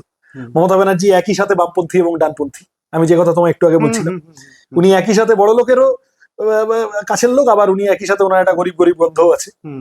কিন্তু আমরা বামপন্থীরা, আমরা নির্দিষ্টভাবে আরএসএস, বিজেপি, তারা যে সাম্প্রদায়িক ব্র্যান্ড অফ পলিটিক্স, তারা যে ডিভাইসিভ ব্র্যান্ড অফ পলিটিক্স, তারা রাজনীতি বলতে যা বোঝে আর আমরা রাজনীতি বলতে যা বুঝি তার মধ্যে মূলগত ফারাক আছে। তারা রাজনীতি বলতে বোঝে মানুষে মানুষে ঝগড়া লাগিয়ে তাতে বড়লোকদের লাভ হবে, তাতে আম্বানি আদানিদের লাভ হবে, আর নির্দিষ্ট মেজরিটেরিয়ানিজমের ভিত্তিতে সমাজটাকে সাজানো, এটা তারা রাজনীতি বলতে বোঝে। আর আমরা রাজনীতি বলতে বুঝি রুজি রুটির লড়াই, জিনিসের দাম কমানোর লড়াই, স্কুল, শিক্ষা, স্বাস্থ্য, কর্মসংস্থান, অন্ন, বস্ত্র, বাসস্থানের লড়াই, এবং তার উপরে দাঁড়িয়ে অর্থনৈতিক কি বলবো ক্ষমতায়নের মাধ্যমে আর একটু সুন্দর সমাজের দিকে একটা এগিয়ে যাবো। আমি একটু কঠিন করে বললাম, কিন্তু বুঝতে অসুবিধা হচ্ছে না। হ্যাঁ, সুতরাং বিজেপি আরএসএস এর সাথে আমাদের এই মতাদর্শের যুদ্ধ হবে, এবং সেখানে আমরা আমি এইটুকু কেবল তোমার যারা দর্শক তাদের আমি বলতে পারি যে গত 7-8 বছর যে জিতুক যে হারুক, বাংলার রাজনীতি আলটিমেটলি গত 7-8 বছরে যে সাম্প্রদায়িক গাড্ডায় পড়ে গেছিল, সেখান থেকে বাংলার রাজনীতিকে তুলে আনার জন্য, রাজনীতির বিষয়বস্তু এজেন্ডা সেট করার প্রশ্নে রুজি রুটির কথাকে সামনে নিয়ে আসার জন্য আমরা সর্বোচ্চ চেষ্টা করব। তাহলে কি মানে ব্যাপারটা কি তারা এই দাঁড়াচ্ছে যে বিজেপির দিকে বেশি ফোকাস থাকবে, তৃণমূলের তুলনায় অনেক বেশি ফোকাস? তৃণমূল এখন ফোকাস করছে তৃণমূলের দিকে। তুমি আমাকে বলো, আবার তৃণমূল ঠিক আছে সাজিয়ে গুছিয়ে নিয়ে দেখা যাক, টালির চালে কটা টালি আস্ত থাকে, তারপরে তৃণমূলকে নিয়ে কথা বলা যাবে। আচ্ছা, আমি তো তোমার ওই জন্য একটু আগে বললাম যে এত গুন্ডামি, এত লুটতরাজ করেছে, আমার ধারণা পশ্চিমবঙ্গের মানুষ তৃণমূলকে, আর এমনকি এইবারের ভোটেও যারা ভোট দিয়েছেন, তৃণমূল তো একটা সিগনিফিক্যান্ট ভোট পেয়েছে, 40% ভোট, কম কথা নয়, কিন্তু সেই 40%টাও কর্পূরের মতো উবে যাচ্ছে। আমার সাথে কোথাও কোনোদিন কুণাল ঘোষের দেখা হলে বা অরিন্দম শীলের দেখা হলে আমি হাসতে হাসতে তাদের হাত ধরে বলবো যে কি একটা সিপিএম কে মেলাইন করতে গিয়ে কর্পূর বলে সিনেমা বানালেন, আপনাদের দল কর্পূরের মতো উবে গেল, উবে যাচ্ছে। সুতরাং তৃণমূলকে নিয়ে খুব আলাপ আলোচনা, তৃণমূল আবার আলোচনার জায়গায় আসুক, তখন দেখা যাবে। কিন্তু বিজেপি আরএসএস এর সাথে একটা মতাদর্শগত লড়াই, একটা সাংস্কৃতিক লড়াই লড়তে হবে। রবীন্দ্রনাথ, নজরুল, বিবেকানন্দ, বিদ্যাসাগর, রামমোহনকে সামনে রেখে লড়তে হবে। এই যে নবনির্বাচিত মুখ্যমন্ত্রী, তিনি জোড়াসাঁকোয় ঢুকছেন, যাদের নিয়ে ঢুকছেন তাদের এতটুকু সেন্স নেই, তারা তারস্বরে জয় শ্রীরাম বলে চিৎকার করছে। নবনির্বাচিত মুখ্যমন্ত্রী, তাকে ফিরে তাকিয়ে বলতে হচ্ছে এই কবিগুরু লহ প্রণাম বলো, লহ প্রণাম বলো। তারা লহ প্রণামটা এর আগে কোনোদিন শোনেনি, ওই যে টোনে জয় শ্রীরাম বলতো সেই টোনেই তারপরে লহ প্রণাম বলে তারা তার মানেটা কি? তার মানে আমাদের ইতিহাস, আমাদের সংস্কৃতি, আমাদের পরম্পরা, আমাদের ঐতিহ্য, আমাদের লোকাচারের সাথে আরএসএস বিজেপির বিশেষ সম্পর্ক নেই। এইবারের ভোট জেতার জন্য কি রেটে মাছ মাংস খেতে হয়েছে আমার চিন্তা হচ্ছে, ট্রাইগ্লিসারাইড না হাই হয়ে যায় তাদের নেতাদের।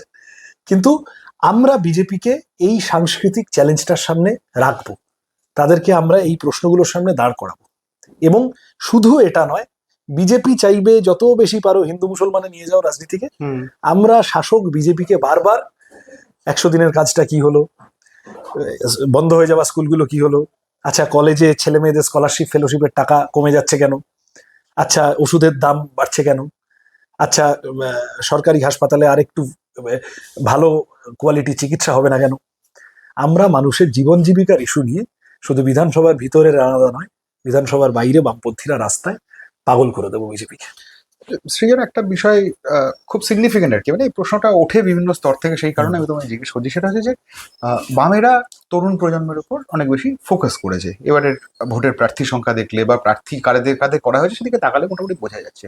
কিন্তু খুব সিগনিফিকেন্ট হচ্ছে, তুমি গত কয়েকটা ভোটে তরুণরা কিন্তু কেউই জিততে পারেনি। তো এটা কি কোথাও একটা ভরসার জায়গা তৈরি না হওয়ার একটা বিষয় থেকে যাচ্ছে কোথাও? না না, আমি ওইটাই বলছি তোমাকে যে ওয়েস্ট বেঙ্গলের মতো, মানে তুমি একটা খুব ইন্টারেস্টিং প্রশ্ন করলে। উত্তর ভারতের যা রাজনীতির চেহারা, বা কেরালা নয় কিন্তু তামিলনাড়ুর যা রাজনীতির চেহারা, তাতে করে এগুলো ম্যাটার করে। ওয়েস্ট বেঙ্গল ট্র্যাডিশনালি একটা রাজনৈতিক দল দ্বারা নিয়ন্ত্রিত সমাজ। এই নিয়ে প্রচুর মানে একাডেমিক লেখাপত্র আছে, ওয়েস্ট বেঙ্গল কিভাবে আস্তে আস্তে পার্টি সোসাইটি হয়ে গেল এই নিয়ে। কিন্তু আমি অত কঠিন কথায় যাচ্ছি না। আমি তোমাকে বলছি যে অবশ্যই ব্যক্তি ডিপেন্ড করে, ঠিকই ব্যক্তি একটা গুরুত্বপূর্ণ ব্যাপার অবশ্যই, কিন্তু বাংলার রাজনীতি, বাংলার মানুষ সাধারণত একটি রাজনৈতিক দল, একটি রাজনৈতিক বোধ, একটি রাজনৈতিক মতাদর্শ, তার উপরে আস্থা রেখে ভোট দেন বা দেন না। মানে এখানে ব্যক্তির খুব কিছু করার থাকে না। যে কারণে যখন বামফ্রন্ট হারছে বুদ্ধদেব ভট্টাচার্যও হেরে যান, যখন তৃণমূল হারে মমতা ব্যানার্জিও হেরে যান। বুঝতে পারছি কথাটা? ঠিক। ধরো সৃজন ভোটে দাঁড়িয়েছে, সৃজন খুব ভালো ছেলে, বা মীনাক্ষী খুব ভালো মেয়ে, বা দীপশিতা খুব ভালো মেয়ে, এই অবধি হতে পারে। কিন্তু আলটিমেটলি সেটার উপরে দাঁড়িয়ে ভোট বৈতরণী সবটা পার হয়ে যাবে, এটা বাংলার রাজনীতিতে হয় না। এটা অন্য কারুর ক্ষেত্রেও সত্যি। এখন তুমি অভিষেক ব্যানার্জি, সে বিরাট যুবরাজ ছিল, এখন এই যে দুদিন পরে ওকে ফলতায় ইলেকশন, জাহাঙ্গীরের বদলে ওকে দাঁড়াতে বলো তো, ও হারবে না জিতবে জিজ্ঞাসা করো তো। এই তো কেউ কেউ কতগুলো সিট তো বাই ইলেকশন হবে, হুমায়ুন কবির একটা সিট ছাড়বে, শুভেন্দু অধিকারীকে একটা সিট ছাড়তে হবে, ওগুলোর একটা অভিষেক ব্যানার্জি এখন দাঁড়িয়ে বসিরহাটেও তো বাই ইলেকশন হবে, দাঁড়িয়ে জিতে দেখার দেখি। সুতরাং কংগ্রেসের রাজ্য সভাপতি শুনতে একটা বিরাট ব্যাপার লাগে, শ্রীরামপুরে দাঁড়িয়ে 4th হয়েছেন, 2500 ভোট পেয়েছেন। তার কারণটা কি? আমি কাউকে ছোট বড় করার জন্য বলছি না, আমি তথ্যটা বলার জন্য আমি বলছি তার কারণটা হচ্ছে যে ওয়েস্ট বেঙ্গল ইজ প্রিডমিনেন্টলি একটা সমাজ যেখানে রাজনৈতিক দলটি, রাজনৈতিক পতাকাটি, রাজনৈতিক এমব্লেমটি ব্যক্তির উপরে ডমিনেট করে। ব্যক্তি যখন যায়, ব্যক্তি সেই রাজনৈতিক দলের প্রতিনিধি হয়ে যায়। এটা জ্যোতি বসু বুঝতেন, যে কারণে জ্যোতি বসু কোনোদিন অ্যাবভ পার্টি হতে চান।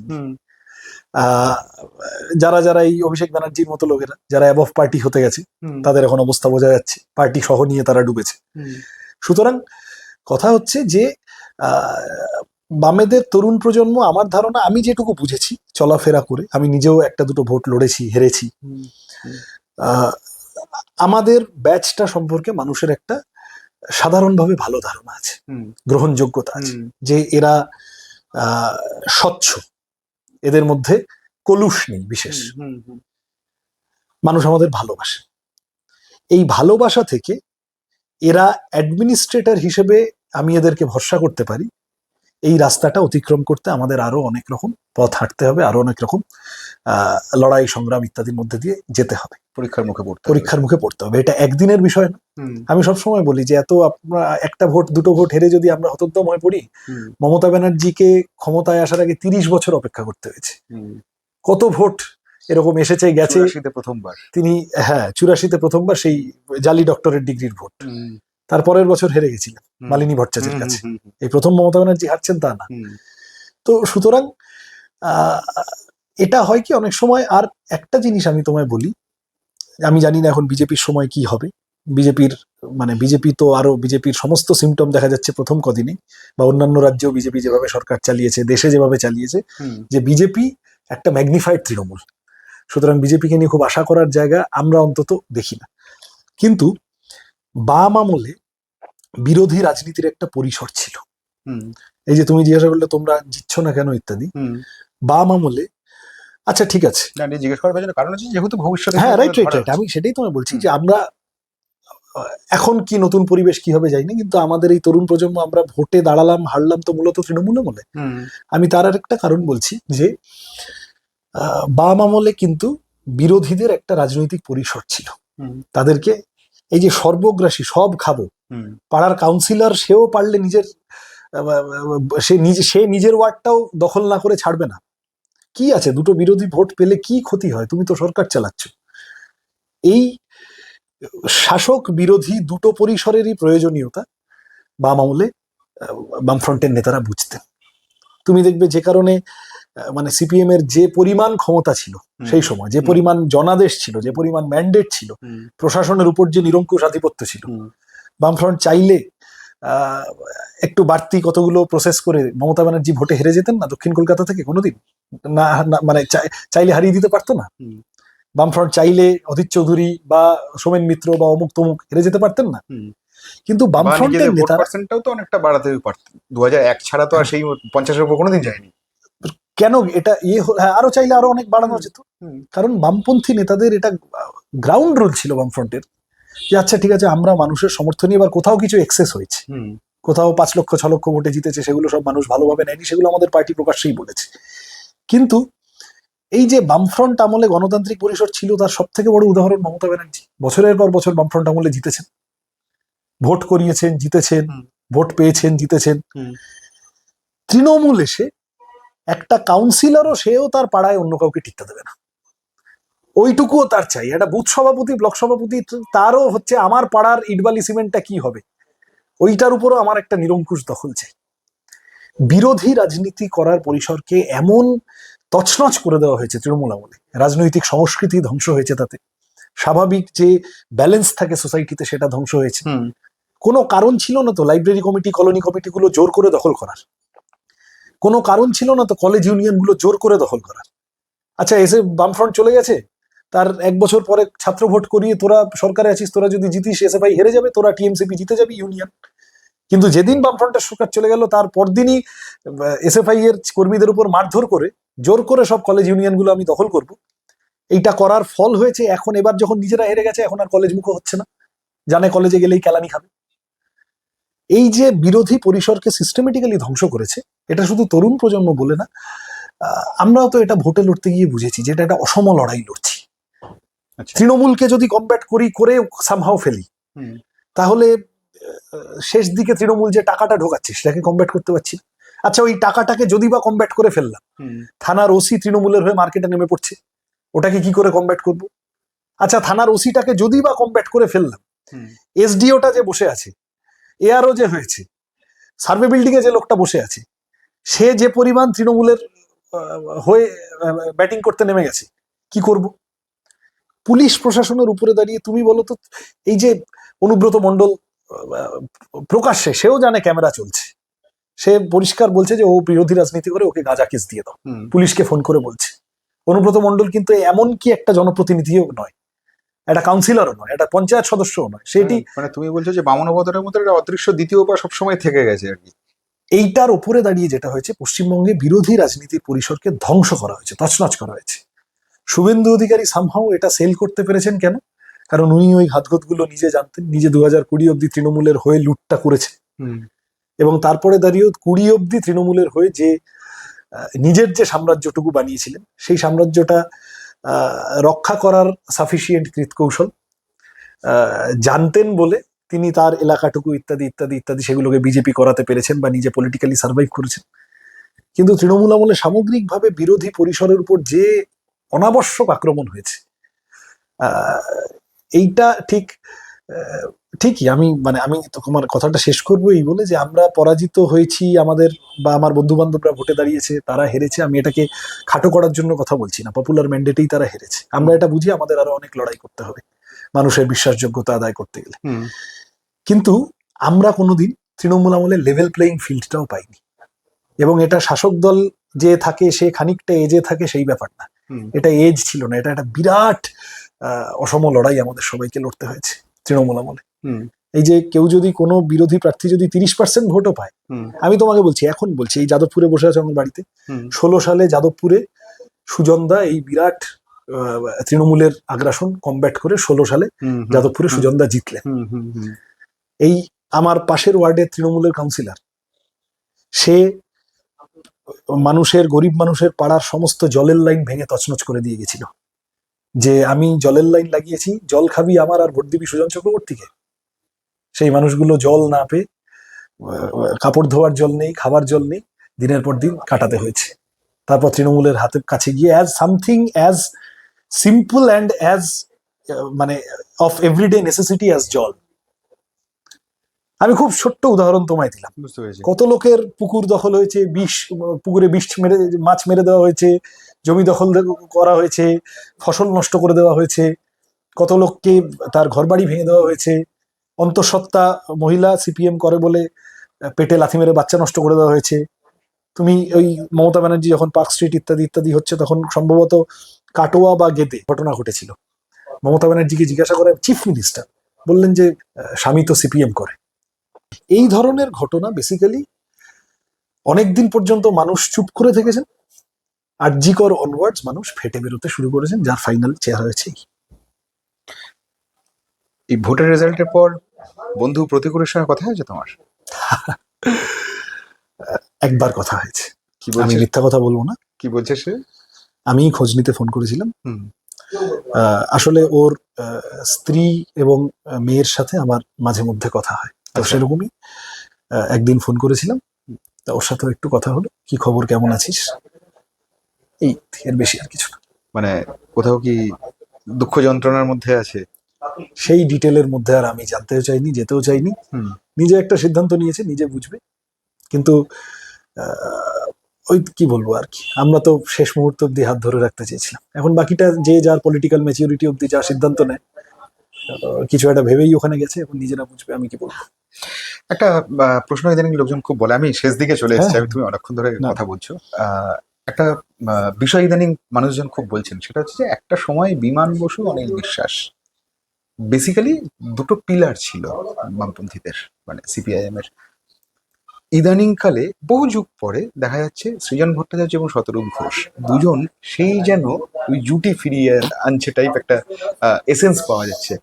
তোমরা কি আসলে সেই দিকেই যাচ্ছ, মানে কর্মী হিসেবে থাকবে, ভোটে আর দাঁড়াবে না? আমি শতরূপদাকে এটা ফোন করে বলবো যে খালি এটা তুমি আমাকে অফ ক্যামেরা বলে দিও যে কে বিমান বসু হচ্ছে আর কে অনিল বিশ্বাস হচ্ছে, সেইটা তাহলে আমাদের একটু সুবিধা হবে। কিন্তু না, জোকস অ্যাপার্ট, কয়েকজনকে তোমরা চেনো, তোমরা ধরো দীপশিতাকে চেনো, মীনাক্ষীকে চেনো, কলতানকে চেনো, এবার একটু বেশি করে চিনলে ভোটের পরে। এই আফরিন মেয়েটাকে তোমরা চিনতে না, এখন চিনলে। শতরূপদাকে চেনো, সায়নকে হয়তো চেনো খানিকটা। আবার তোমরা ধরো বন্যা টুডুকে চিনতে না, খেত মজুরদের আন্দোলন করে। বন্যা টুডু আমি প্রথম ইউটিউবে ইন্টারভিউ করেছিলাম। তাই? আরে সাহস! তাহলে বন্যাদিকে মানুষের কাছে নিয়ে আসার ক্ষেত্রে তোমার একটা অবদান আছে। সোনামণি টুডু, তিনি মেনস্ট্রুয়েটিং মহিলাদের জন্য যে পরিমাণ কাজ করেন ইত্যাদি, তাকে খুব বেশি মানুষ চিনত না। মানুষে সাধারণভাবে চেনে তাদের যারা টিভিতে যায়। এখন টিভিতে কারা যায়? অধিকাংশ ক্ষেত্রে যাদের কলকাতার আশেপাশে বাড়ি, অধিকাংশ টিভি চ্যানেলে স্টুডিও সল্ট লেকে বা এরকম আশেপাশে কোথাও। তো এটার একটা লজিস্টিক্যাল ব্যাপারও আছে, যে মুর্শিদাবাদে কাজ করে এই যে রানাদা, কবে থেকে রানাদা 2021 সালেও বিধানসভা ভোটে আমরা যেবার কোথাও আসন পেলাম না, তুমি দেখবে সব থেকে বেশি ভোট আমরা পেয়েছিলাম ডোমকলে। হেরে গেছিলাম সেবার, কিন্তু সব থেকে বেশি ভোট পেয়েছিল রানাদা। তো সুতরাং এবার রানাদা জিতে এলো, 5 বছর পড়ে থেকেছে, নিজে একদম মানুষের সুখে দুঃখে লড়াইতে থেকেছে, আড়ম্বরহীন ভাবে থেকেছে। আমি এইভাবে দেখি যে we have a mixed bag এবং we are proud of it. আমাদের একদম কি বলবো, মানুষের কাছে সপ্রতিভ ঝকঝকে, সোজা কথাটা সোজাভাবে বলতে পারে এরকম অনেক মুখ আছে। আবার ঠিক ততটা ইংরেজি বলতে পারে না, কিন্তু থানার গেটের সামনে দাঁড়িয়ে, পুলিশের সামনে দাঁড়িয়ে আঙুল তুলে কথাটা অনেক বেশি বলতে পারে, অনেক ভালো বলতে পারে, এরকম লোক আমাদের আছে। এবং এতে তরুণ প্রজন্ম একটা আছে, একটু পুরনোদের মধ্যেও কেউ কেউ আছেন, অনেকে আছেন। আমাদের পার্টিটা আমার মনে হয় সব মিলিয়ে একটা পারফেক্ট ব্লেন্ড নবীন প্রবীণের। আচ্ছা। এবং এই নবীনদের মধ্যেও একটা ঝাঁক উঠে আসছে। এই যে প্রণয় ছেলেটা কুচবিহারে, ও এবারে লড়াই করলো, দেবাঞ্জন, এখন ওরা এসএফআই এর কাজ করছে। নবনীতা চক্রবর্তীকে, নবনীতাকে তোমরা কেউ চিনতে না, এখন ও এবারে বিধানসভা লড়তে গিয়ে, আমি তো মুনাই ডাকনাম, আমরা হচ্ছে যে একসাথে এসএফআই করেছি দীর্ঘ অনেক বছর, আমি তো জানি ও কতটা লড়াকু মেয়ে। তাহলে আমাদের পার্টিও খুব কনসাসলি প্রতিবার অনেক নতুন নতুন মানুষকে নিয়ে আসছে। এটা আমাদের কাছে একটা উল্টো দিক থেকে এটা ভালো লাগার বিষয়, যে কদিন আগে বলতো সিপিএম এর লোক নেই, আর এখন সিপিএম এর এত লোক হয়ে গেছে যে তারপরে যারা ভোটে দাঁড়াচ্ছে না তাদেরকে এসে তোমরা জিজ্ঞাসা করছো এবারে তুমি দাঁড়ালে না কেন। তাহলে উই হ্যাভ আ কন্টিনজেন্ট যারা আগামী 40 বছর লড়তে পারবে। আমি বাংলার মানুষের কাছে এইটুকু আবেদন রাখবো কেবল, এবং আমি তোমায় সোনামণিদি বা বন্যাদি বা প্রণয়দের কথা বললাম এই কারণে, কারণ এইটা সবটা, বা রানাদার কথা বললাম কারণ এইটা সবটা কলকাতা কেন্দ্রিকও নয়, দুটোরই প্রয়োজন আছে, এটারও প্রয়োজন আছে, ওটারও প্রয়োজন আছে। এই যে একটা মিক্সড ব্যাগ আমাদের আছে, যারা মানুষের কথা, রুজিরুটির কথা, তাদের মধ্যে একজন এবার বিধানসভায় গেল, আর তাকে সে যাতে সব থেকে, মানে সে যাতে গলার সমস্ত জোর নিয়ে বিধানসভার ভিতরে কথা বলতে পারে, সেই জন্য আমরা যারা বাইরে রাস্তায় রইলাম, আমরাও জোর করে আমরাও সমস্ত সর্বশক্তি দিয়ে সাহায্য করব। মানুষ আমাদের উপর ভরসা রাখতে পারেন, আমরা আমাদের প্রজন্মটা নতুনভাবে বাংলাকে গড়ার জন্য আমরা প্রস্তুত।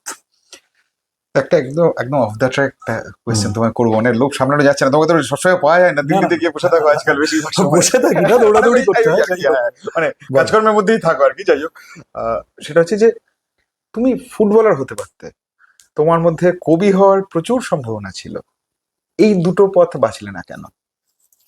আবার তুমি অঙ্কে 100 পেয়েছিলে, এটাও শোনা। সেগুলো ঠিক আছে, সেটা বড় কথা নয়। সে তো অজিত আগরকরও সেঞ্চুরি করে দিয়েছিল একবার, ঠিক আছে, বা অনিল কুম্বলেও করেছিল, সেটা পয়েন্ট না। কিন্তু আমি এমনি, আমি তো বটেই, আমার সাথে আর বন্ধু বান্ধব যাদের দেখি, তারাও তারা যেগুলো তাদের সৃষ্টিশীল কাজের জায়গা, তারা যেটা পারে করতে খানিকটা, তারা সেগুলো আমরা খানিকটা এই চর্চার মধ্যে থাকার চেষ্টা করি। রাজনীতির প্রত্যেক দিনের কাজের সাথে সাথে নিজের শখ আহ্লাদের জায়গাগুলো খানিকটা প্রতিটি মানুষেরই মেনটেন করে, এবং কয়েকজন ওই জন্য আবার ফিরিয়ে নিয়ে, এবং কয়েকজন ওই জন্য আবার ফিরছে। এবং আমার ধারণা সাংবাদিক অভিষেক সেনগুপ্ত মাঝে মধ্যে যে ঔপন্যাসিক অভিষেক সেনগুপ্ত হয়ে যায়, সেটাও একই জায়গা থেকে। তো সুতরাং ওইটা আছে, ওগুলো হয়, থাকে। ফুটবলটা একটা খুব প্যাশনের জায়গা, ফুটবলটা এটা খুবই, ফুটবল বলো, গান বাজনা বলো, এগুলো যেগুলো পছন্দ করি আর কি। এখন আর সেই অর্থে সবসময় মাঠে গিয়ে খেলা দেখা বা ইত্যাদি তো হয় না। এইবারে বিশ্বকাপটা তো এখনো বোঝা যাচ্ছে না, দেখতে পাবো কি করে। আমার মনে হচ্ছে শেষ মুহূর্তে জট কেটে যাবে। বা ঠিক আছে, খুব ভালো। মনে প্রাণে চাইবো যে সিপিএম বিধানসভায় ফিরে এসছে, এখন বিশ্বকাপের ট্রফিও আবার ব্রাজিলে ফিরে যাক, দেখা যাক কতটা হয় সেটা। আমি এটাই তোমার কাছে শেষ কোয়েশ্চেন। হ্যাঁ, তুমি এই যে গানটা তুমি লিখেছিলে, এসো হে বন্ধু গানে গানে বলা যাক না, এটা কি ভাবনা থেকে? আরে ও খুব মজার ঘটনা। আমরা তখন ক্লাস 11 বা 12, আমার খেয়াল নেই, আমি ক্লাসের বিচ্ছু বাচ্চা ছিলাম, আমাকে ক্লাস থেকে বার করে দিয়েছে, আমি করিডোরে কান ধরে দাঁড়িয়ে আছি, দাঁড়িয়ে থাকতে থাকতে আমার মাথায় হঠাৎ, কোন স্কুলে পড়তে, যেখানে 11 12 এ কান ধরে দাঁড়িয়ে, মানে স্কুলটা পয়েন্ট, এটা তো আমাদের 6 7 এ হলো, 11 12 পড়েছিলাম। কিন্তু তুমি ভাবো যে আমার উপর কতটা খেপে গেছিলেন টিচার, যে 11 12 এ কান ধরে দাঁড় করিয়েছিলেন। কিছু একটা বাদরামো করেছিলাম নিশ্চয়, সেটা এখন মনে নেই, কিন্তু এইটুকু আমার মনে আছে যে আমার ক্লাসে যে ছেলেটি ফার্স্ট বেঞ্চে বসতো, আমি দাঁড়িয়ে থাকতে থাকতে আর কি করব, কিছু তো নেই, তখন ওই কান ধরে দাঁড়িয়ে থাকতে থাকতে সেই দিন পানিশমেন্টে এই লাইনগুলো মাথায় এসেছিল। এবং মনে আছে, মানে ধরো এই দরজার বাইরে থেকে ও ফার্স্ট বেঞ্চে বসে লিখছে, ক্লাস নোট নিচ্ছে, আমি ওকে উকি দিয়ে ফিস করে এই লাইনটা লেখ, এই লাইনটা লেখ, আচ্ছা। এইভাবে ওকে আমি খাতায় ক্লাসের মধ্যে মধ্যে লিখিয়েছিলাম। আচ্ছা। তারপরে আমার বন্ধু দীপ্ত, সেও আমার মতোই লাস্ট বেঞ্চার ছিল, তারপরে তার হাতে লিরিকটা যায় এবং আমরা একটু চিন্তিত ছিলাম যে গানটার প্রথম দুটো লাইনের সুরটা বেলা বসের সাথে মেলে। সেই গণেশের সঙ্গে যোগাযোগ আছে এখনো, হ্যাঁ, যে তোমার হয়ে মহাভারত লিখেছিল? সেই গণেশের সাথে যোগাযোগ আছে, সেই গণেশের সাথে যোগাযোগ আছে। সে এখন নিজের সে শিক্ষক হয়ে গেছে। আচ্ছা। কিন্তু এত মানুষ যে গানটাকে ভালোবেসে ফেলবে, আমার ধারণা ওটা আসলে হয় কি, তখন বড় হচ্ছি, তখন বামফ্রন্টের সরকার চলে যাচ্ছে। এই সুর কে আরোপ করলো এটাতে? ওই দীপ্ত আর আমি মিলেই বসে বসে আচ্ছা, করেছিলাম আর আচ্ছা। কি। খুবই সহজ সুর, সেই গানটা তো খুবই সিম্পল সুরের ব্যাপার, খুব কঠিন, এবং আমার ধারণা সহজ সুর বলেই বোধহয় খানিকটা বেশি মানুষ পছন্দ করেছিল ইত্যাদি। তো সেই সব মানে এটা কি তুমি প্রথম গিয়েছিলে কোথাও না? আমি গান গাইতে পারি না, এটা মানে দীপ্তই প্রথম কোথাও? হ্যাঁ, ওরই একটা বহু পুরনো রেকর্ডিং আমরা বোধহয় 2012-13 সালে করেছিলাম। পরে তো আরো অনেকে, যেমন এই যে তোমরা চিনবে আরাত্রিকা, খুব ভালো, ও বোধহয় ব্রিগেডের মাঠেও গিয়েছিল। আরো রিনি বলে, এই যে সানাইদা, সপ্তক সানাই দাস, ও এখন বাংলা ফিল্ম ইন্ডাস্ট্রিতে কাজ করছে, খুব ভালো মিউজিক ডিরেক্টর। ওর বোন রিনি, ও গিয়েছে কতগুলো জায়গায়, এরকম অনেকেই অনেকভাবে গিয়েছেন। কিন্তু কথা হচ্ছে যে সেইটা আমরা আবার অনেকদিন পরে এই দলটা ফিরেছি, খানিকটা কি বলবো, খানিকটা সামাজিক না, খানিকটা সমাজবোধের বাধ্যবাধকতা থেকে, চারপাশে যা হচ্ছে একটু নিজেদেরকে ভেন্ট আউট করতে হবে, সৃষ্টিশীল মানুষের তো ভালো লাগার কাজ দিয়ে। হ্যাঁ হ্যাঁ হ্যাঁ, তারপরে পরিযায়ী শ্রমিকদের নিয়ে গান বানিয়েছি বা ইত্যাদি ইত্যাদি, প্রেমের গান এসবও করেছি। এখন দেখা যাক সেটা কতটা ম্যাচিওর করে। ধন্যবাদ, অনেকখানি সময় নিলাম, ভালো থেকো। Thank you.